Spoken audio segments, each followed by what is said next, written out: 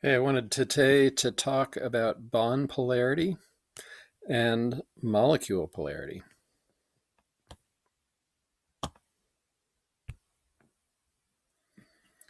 So in terms of bond polarity, we talked about kind of covalent bonds and ionic bonds. And ionic bonds basically have the electrons taken from the metal to the nonmetal. In covalent bonds, you have a sharing of electrons. Well, in reality, the sharing can be equal sharing or they can be unequal sharing.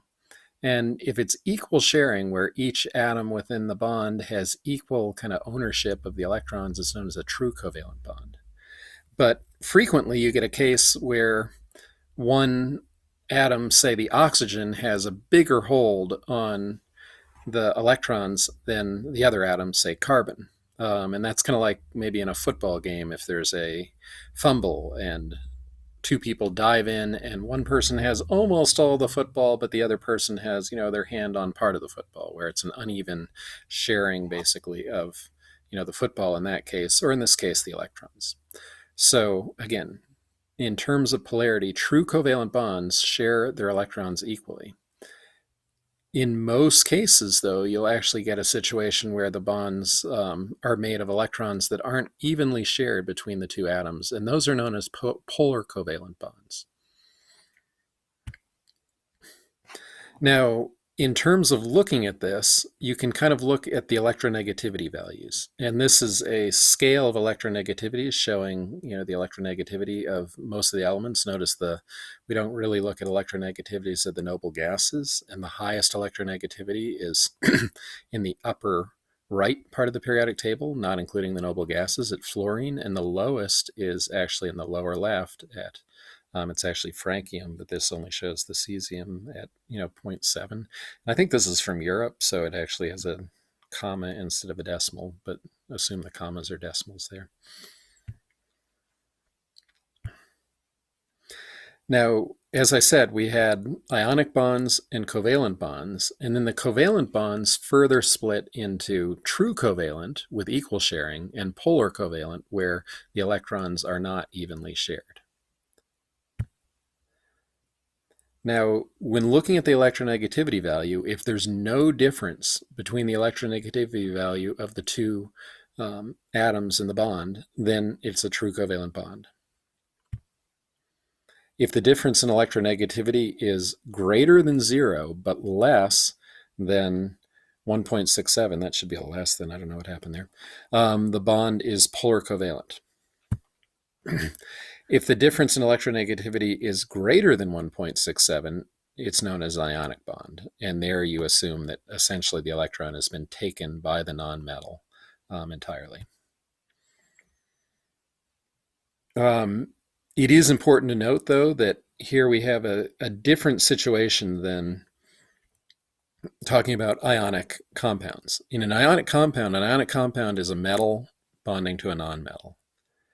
A bond that's ionic, again, is one where the electronegativity difference between the two atoms is greater than 1.67. So you can have compounds that are polar covalent bonds but ionic compounds, and you can have polar covalent compounds that actually have ionic bonds.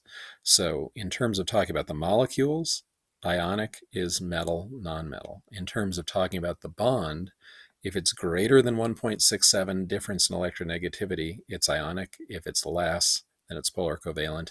If it's 0, it's true covalent. So we could look at a few examples. If we had oxygen gas, notice oxygen gas is O2, so you have two oxygen atoms. The difference, electronegativity of oxygen is 3.5, from that a few slides back. Now, since they're both oxygen, you can look at the change, or delta, of electronegativity is 3.5 minus 3.5, which is 0. So O2 will have a true covalent bond. Let's say you had carbon monoxide, or CO.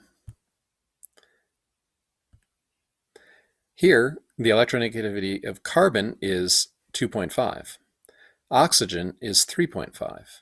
So the change in electronegativity, or difference in electronegativity, is 3.5 minus 2.5, or 1.0. And since 1.0 is greater than 0 but less than 1.67, it's polar covalent. What about NaCl? So it's sodium chloride.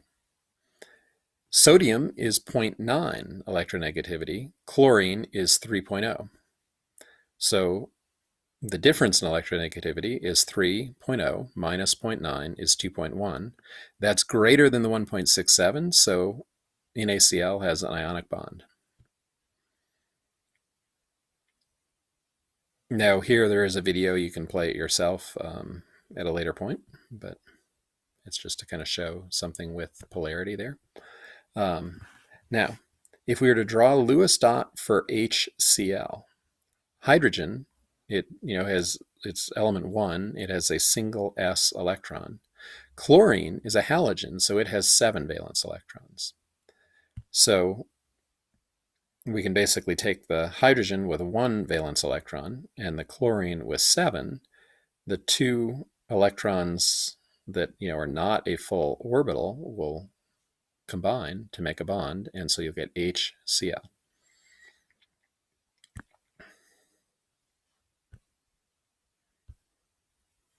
So there we go, HCl. Now, in this section of the slides, I want to talk about polar molecules as opposed to polar bonds. Now, in a polar bond, you're going to have, or a polar molecule, you're going to have a situation where part of the molecule has a positive region of charge and part of it has a negative region of charge. So here, when we look at HCl, the hydrogen has, well, it's just a nucleus. It's a single proton, and around it, there's no electrons. Whereas the chlorine has multiple electrons around it. So the chlorine has a region of negative charge around it, the hydrogen a region of plus charge around it.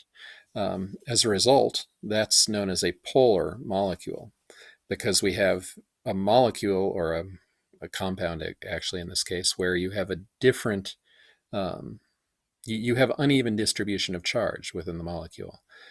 So because it's uneven distribution of charge, it's known as polar, and it will tend to dissolve in things like water.